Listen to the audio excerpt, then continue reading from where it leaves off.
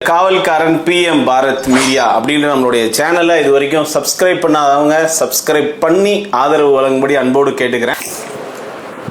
இது யாருங்க?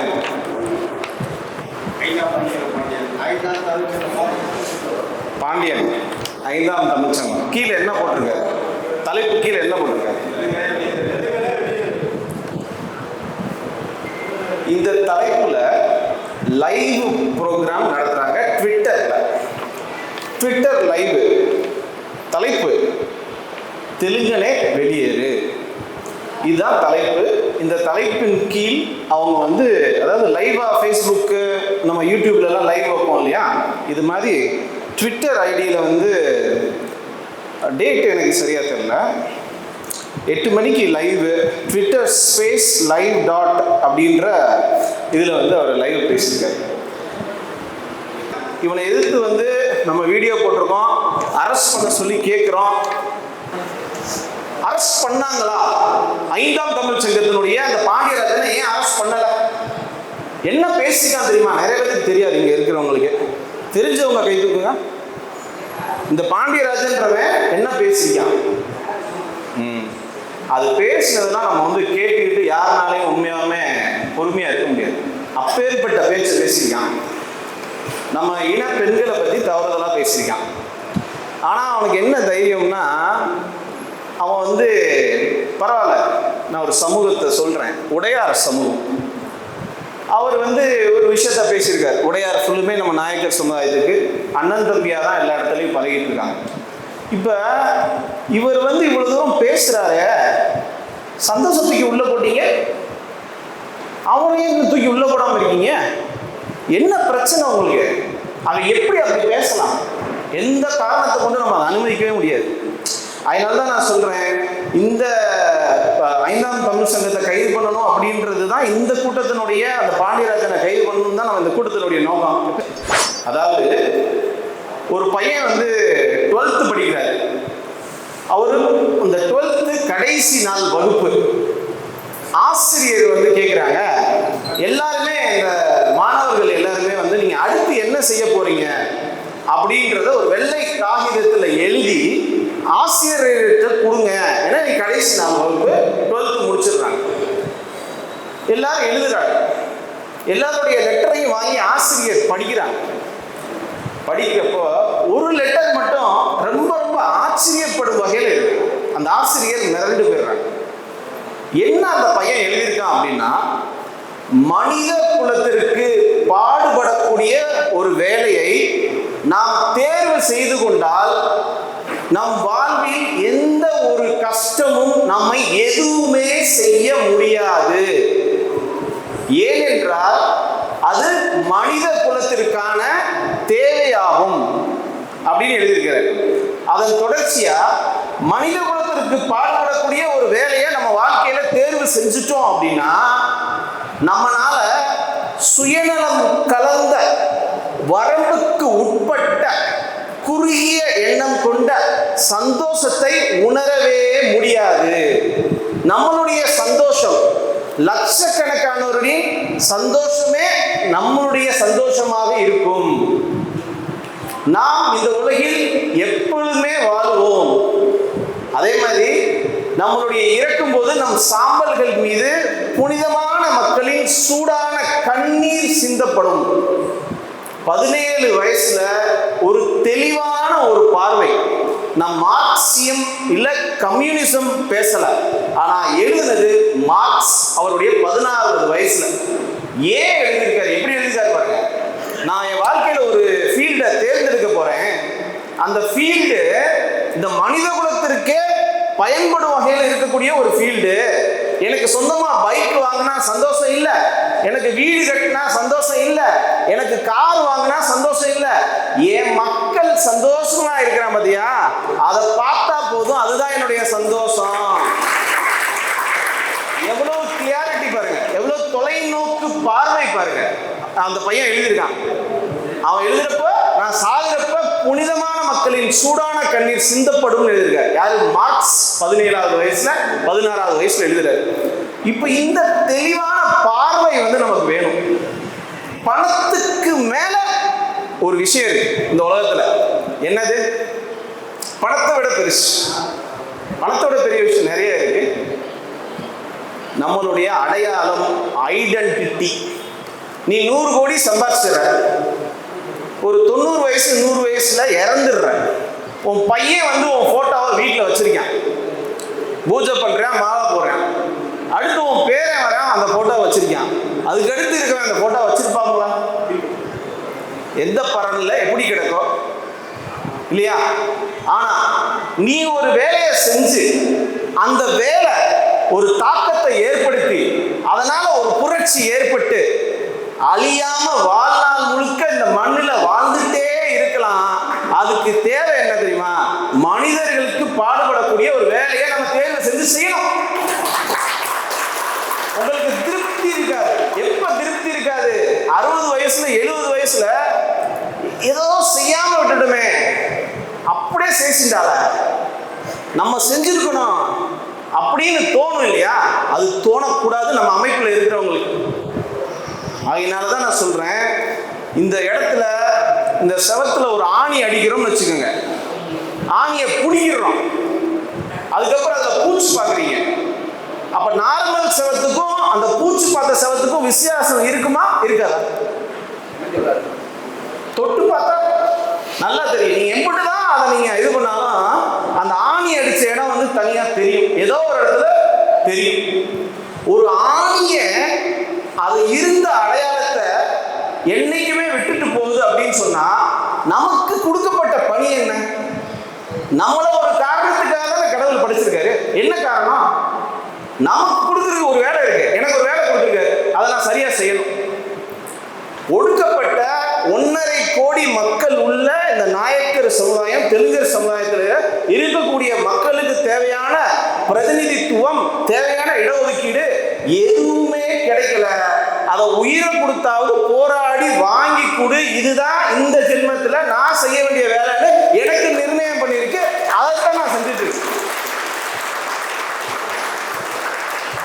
அந்த அடையாளத்தை விட்டுட்டு போகணும் எல்லாருமே ஏதோ ஒரு காரணத்தினால.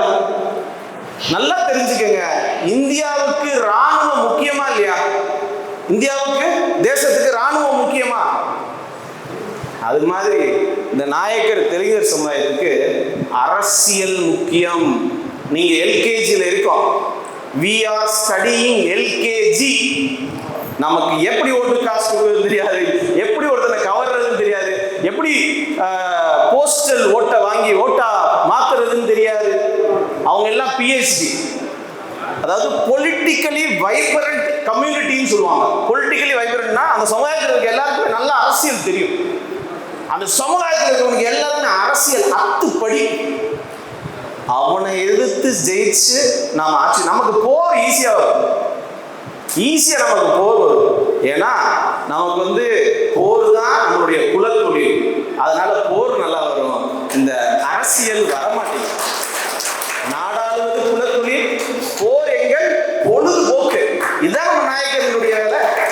ஆனா நம்ம பாலிடிக்ஸ் பண்ண முடியலையே. கண்டிப்பா சரவணை நான் சொன்ன மாதிரி போய் சொல்ல தெரியல. அதனாலதான் நான் சொல்றேன், உறவுகளே, இந்த விஷயத்துல வந்து நீங்க கொஞ்சம் துணிஞ்சு இறங்குங்க. ஒன்றும் தப்பு இல்லை. அவன் 21 வயசுல ஜெயிலுக்கு போயிட்டு வந்துட்டேன். அவனுக்கு எப்படி இருந்திருக்கும்?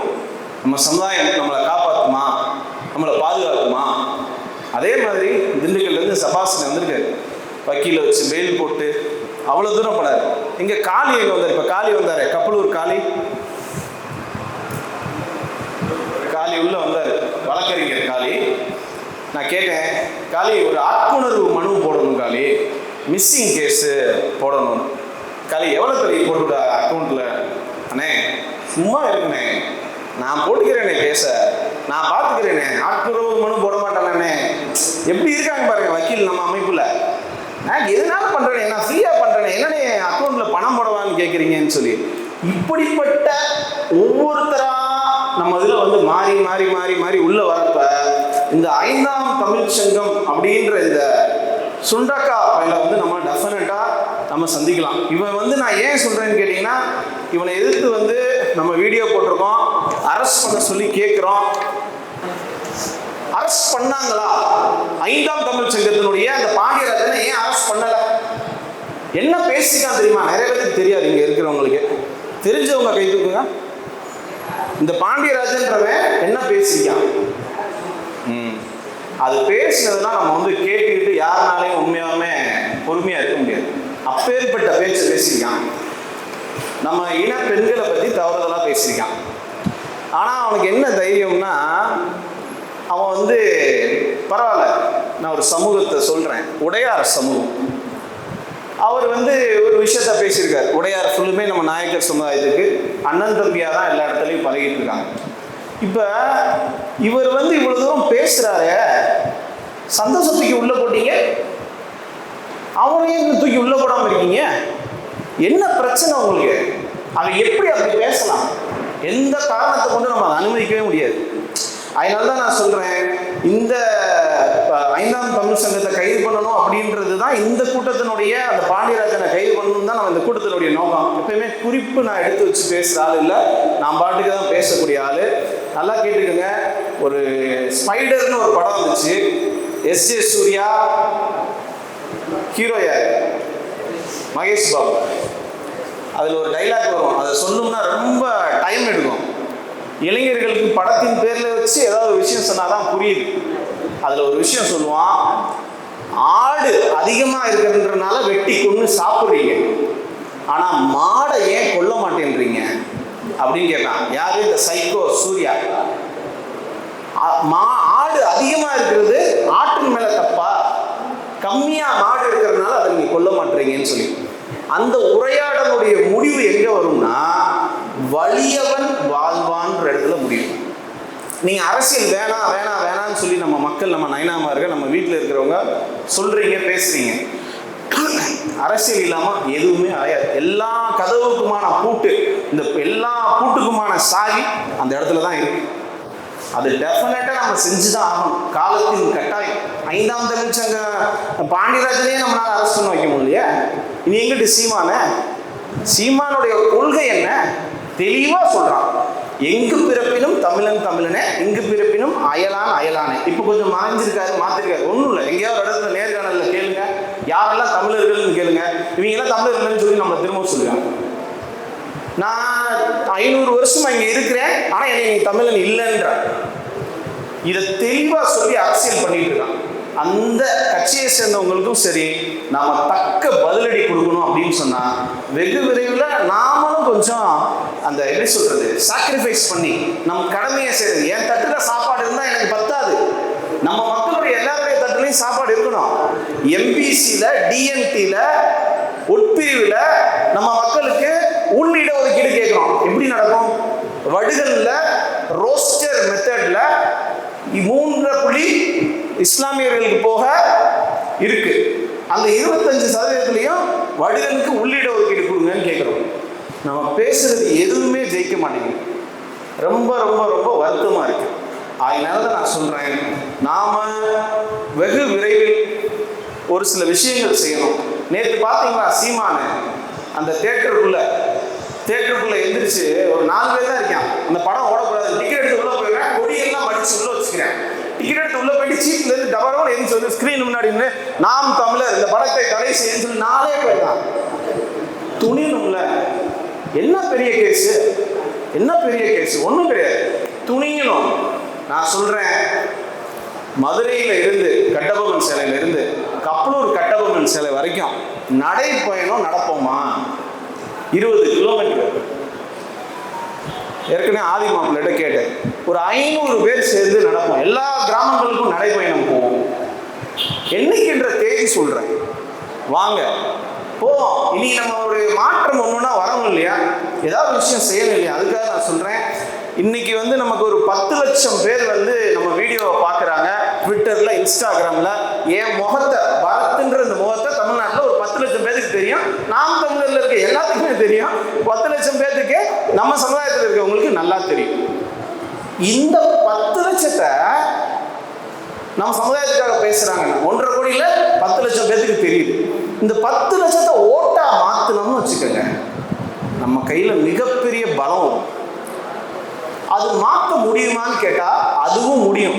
அந்த 10 லட்சம் பேரும் பரத் மாதிரியான சமுதாயத்துக்காக குரல் கொடுத்துட்டு இருக்க மக்களுக்கு ஆதரிக்கிறாங்க. அந்த 10 லட்சம் பேர்த்துல அதிமுக காரர் இருக்கான், திமுக காரர் இருக்கான், பாஜக காரர் இருக்கான், தேமுதிக காரர் இருக்கான், மதிமுக காரர் இருக்கான், காங்கிரஸ் காரர் இருக்கான். அப்ப நீங்க எல்லாம் ஒண்ணு சேர்ந்து நான் திமுகவுக்கு ஆதரவு அப்படின்னா அந்த 10 லட்சம் பேர் நம்மளை மதிப்பானா? அதுல அதிமுக காரர் இருப்பான், நம்ம சொந்தக்காரன், அதுல பிஜேபி காரர் இருக்காங்கல்ல. நாம எல்லாம் சேர்ந்து அதிமுக ஆதரவு அப்படின்னு சொன்னா அந்த 10 லட்சம் பேர்ல இருக்கிற திமுக காரன் நம்மள பின்தொடர்வானா? இப்படிதான் இதுக்கு முன்னாடி செஞ்ச தலைவர்கள் தொடர்ந்து ஏதாவது ஒரு விஷயங்களை நம்ம போய் ஆதரவுன்னு ஒரு கட்சிக்கு சொல்லி சேர்றப்ப நேச்சுரலி நம்மளுடைய பலம் வந்து இல்லாம போயிருக்கு.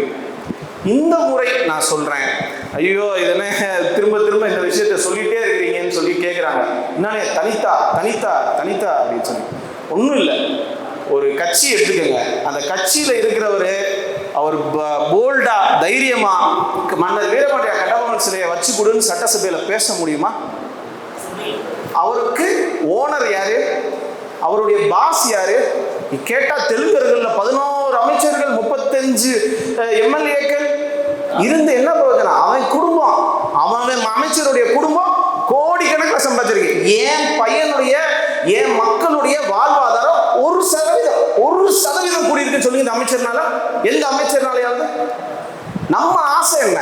சட்டசபைக்குள்ள இங்கிட்டு மன்னர் வீரபாண்டிய கட்டபொம்மன் படத்தை போட்டுக்கிட்டு இங்கிட்டு திருமலை நாயக்கர் படத்தை போட்டுட்டு சட்டசபையில போயிட்டு மாண்புமிகு முதல்வர் அவர்களே அப்படின்னு கேட்கணும்னா நம்மளுடைய ரெப்ரசன்டேட்டிவ் இருக்கணும். எனக்கும் நல்லா தெரியும் 40% வாக்கு வாங்காம ஒரு எம்எல்ஏ உள்ள போக முடியாதுன்றது எனக்கும் தெரியும்.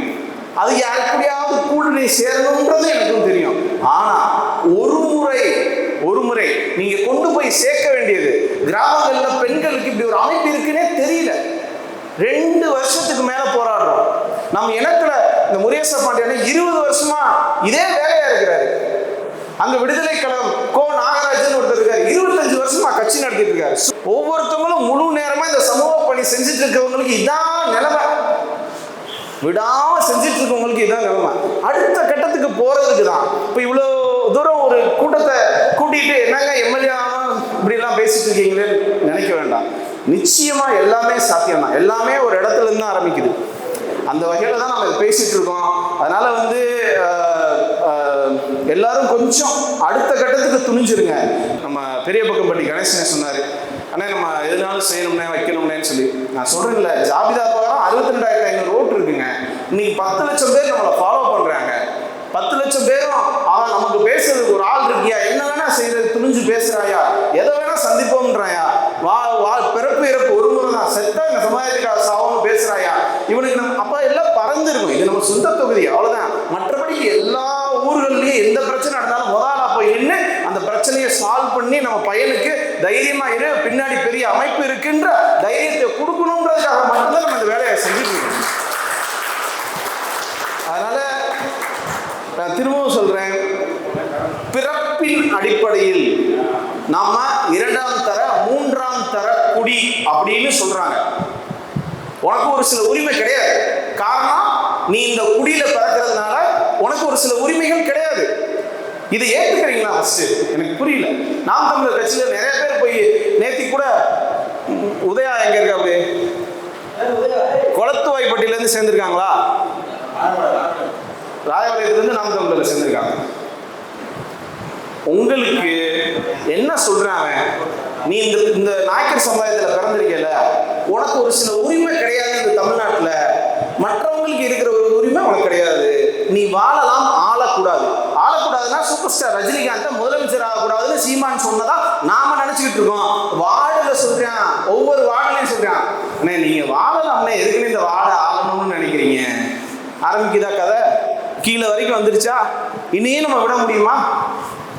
அதனால கடுமையான நம்மளுடைய எந்த கட்சினாலும் சரிங்க, இந்த 5ஆம் தமிழ் சங்கத்தை ஏன் அரெஸ்ட் பண்ணலன்னா, நாளைக்கு சீமானுடைய 8% வாக்கு நமக்கு தேவைப்படுமோ?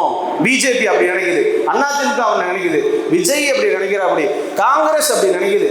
ஆனா அவன் வாங்கின 8% விஜய் வந்து இந்த மைக்கு சின்னத்துக்கு ஓட்டு போடுங்கன்னு அந்த கட்டத்தில் ஒரு பிரச்சாரம் பண்ணதுனால அந்த 8% ஓட்டை வாங்கிட்டு அவன் இவ்வளவு தூரம் இந்த விஷயத்த பேசிட்டு இருக்காங்க. அதனால தயவு செஞ்சு இளைஞர்கள் கிராமத்தில் போய் சொல்லுங்க, நமக்கு இப்படி ஒரு அமைப்பு இருக்கு, வீட்டில் இருக்கிற பெண்களுக்கு இப்படி ஒரு அமைப்பு இருக்கு, நம்ம செயல்பட்டு இருக்கோம், நல்லா புரிஞ்சுக்கோங்க. என்ன ஆனாலும் சரி, நம்ம சமுதாயத்துக்கான வாக்கை வந்து வேற யாரை நின்னாலும் போடவே கூடாது. உயிரே போனாலும் நம்ம ஆள் நின்னானா நம்ம ஆளுக்கு மட்டும்தான் போடணும். அது இந்த திருமண தொகுதி மட்டும் கிடையாது, எல்லா இடத்துலையும் இதே மாதிரியான ஒரு இதை தான் நம்ம கொண்டு வரணும். அதே மாதிரி கடைசியாக நான் சொல்றது, நிறைய விஷயங்கள் இருக்கு. இந்த கையெழுத்து இயக்கத்தை 10 நாள்ல வாங்கின எல்லா ஊர்க்காரவும் வெற்றிகரமாக திரும்ப கொடுத்துருங்க. அதே மாதிரி விரைவில் நடக்க இருக்கிற நடைபயணத்துக்கு துணிச்சலா தைரியமா எந்த கட்சியில இருந்தாலும் சரி வெளியே வாங்க. இல்லைன்னா கட்சிகள்கிட்ட கேளுங்க, நீங்க வச்சு தர முடியுமா, நாங்க ஜெயிச்சு வந்தோடனே வச்சு தரேன்னு வழக்கம் போல சொல்லுவாங்க. அதெல்லாம் எதுவுமே சாத்தியம் கிடையாது. நீங்க துணிஞ்சு வாங்க. நம்ம ராஜாஜி சிலை இருக்கு இல்லையா, அங்கிருந்து இந்த சர்க்கியூட் ஹவுஸ் தான் வேட்பாளர்கள்லாம் வேட்புமனு தாக்கல் பண்ண நடந்து வருவாங்க. அப்படி நம்ம அமைப்புல இருந்து வேட்பாளர் வேட்புமனு தாக்கல் பண்றப்ப அந்த ராஜாஜி சிலை இருந்து 10 பேர் நடந்து வந்து வேட்புமனு தாக்கல் பண்ணணுமா, இல்ல துணிச்சலான ஒரு 5000 பேரை உருவாக்கி 5000 பேரோட படையோட வந்து வேட்புமனு தாக்கல் பண்ணணுமா? நீ இன்னைக்கே சொல்லுங்க போதும். இல்லைன்னா இதை நம்ம செய்யறதுல அர்த்தமே இல்லை. துணியல அப்படின்னா நம்ம செய்யறதுல அர்த்தம். துணியணும். நீங்க இப்ப சொல்ற அந்த கருத்தை கொண்டு போய் சேருங்க. நம்ம 62,000 பேர் இருப்போம். இப்ப இருக்கிற காவல்துறை திமுகவுடைய காவல்துறை, இதுக்கு முன்னாடி இருந்த காவல்துறை அண்ணா திமுகவோட காவல்துறை, நம்ம காவல்துறை கிடையாதுல்ல. எப்படி நம்ம சொல்றதை செய்வாங்க? நம்மளுடைய அரசாங்கம் கிடையாதுல்ல. ஒரு 20,000 ஓட்டு 40,000 ஓட்டு வாங்கி ஒரு ஓட்டை பிரிச்சு காட்டோம்னா அன்னைக்கு நமக்கு பயம் வரும்ல, டர் ஆவான்ல. 5000 ஓட்டு, வெறும் 5000 ஓட்டு ஒருத்தனை தோக்கடிச்சிடும், ஒருத்தனை ஜெயிக்க வச்சு மாற்றி விட்டு. சத்தியமா இது சாத்தியம். அதனால உறவுகளே, இந்த நடைபயணத்துக்கும் ஆதரவு தேவை. அதே போல நான் நிறைய விஷயங்கள் பேசணும் எழுதி வச்சிருக்கேன். அது இந்த இடத்துல பேசணும்னா பொருத்தம் இல்லாமல் போயிடும். அதனால நிறைய இடையூறுக்கு மத்தியில தான் வந்து நம்ம தமிழ்நாடு முழுக்க பயணம் பண்ணி இந்த வேலையை செஞ்சுட்டு இருக்கோம். இறுதியில் ஒரு நிமிஷம் நான் பேச அனுமதி கொடுங்க. இப்போ நான் திரும்பவும் ஃபைனலாக சொல்றது, இந்த ஊர்களில் வந்து போஸ்டர் ஒட்டியாச்சு. போஸ்டர் ஒட்டினது வந்து போல்நாயக்கன்பட்டியிலேருந்து பசங்க நைட்டு பகமா அவ்வளோ உழைப்பு. போல்நாயக்கன்பட்டி பசங்க, அதில் ராஜேஷ்லாம் அவன் ஸ்கூலில் வேலை பார்க்குறான். நேற்று ஒரு சில ஊர் விட்டு போச்சு. இடத்துக்குளம், காரக்கணி, கொள்ளுவீரம்பட்டி, வெள்ளாக்குளம், இந்த ஊர்லாம் போஸ்டர் ஒட்டலை. அவன் என்ன தெரியுமா பண்ணா, பகல் நேரத்தில் ஸ்கூலில் இருந்து அப்படியே இன் பண்ணதெல்லாம் எடுத்து விட்டுட்டு பைக் எடுத்துகிட்டு பசையை வாங்கிட்டு ஒவ்வொரு கிராமமாக போய் ராஜேஷ் ஓட்டினான். எது விட்டு போன 5 கிராமத்துக்கு. அதனால் இது வந்து நம்ம ஒரு பேச்சுக்கான ஒரு களமாக இதை பயன்படுத்திக்குவோம். வரக்கூடிய நாட்களில் யாரையுமே நம்பாதீங்க. நீங்கள் எவ்வளோ பேரை கூப்பிட்டு வரேன்னு பாருங்கள். அது வந்து ரொம்ப முக்கியம். ஊரில் எல்லாத்துக்கும் கொண்டு போய் சேர்த்துட்டோமான்னு பாருங்கள். இதுக்கு பின்னாடி வந்து கடுமையான உழைப்பு நம்ம போட்டுட்ருக்கோம். நாளைக்கு வந்து ஒரு டெய்லியுமே ஒரு 5 பிரச்சனை வருது ஃபோன் காலில். இங்கே பிரச்சனை, அங்கே பிரச்சனை, அங்கே பிரச்சனை, இங்கே பிரச்சனை கேட்குறோம். வக்கீலுக்கு ஃபோன் பண்ணுறோம், போகிறோம், வரோம், தொடர்ந்து செஞ்சுட்டே இருக்கோம் நம்ம. அதனால வந்து வரக்கூடிய காலங்களில் நம்ம நிறைய விஷயங்கள் செய்யணும் அப்படின்றத கேட்டுட்டு தொடர்ந்து நம்ம பேச்சாளர்கள் பேசலாம்.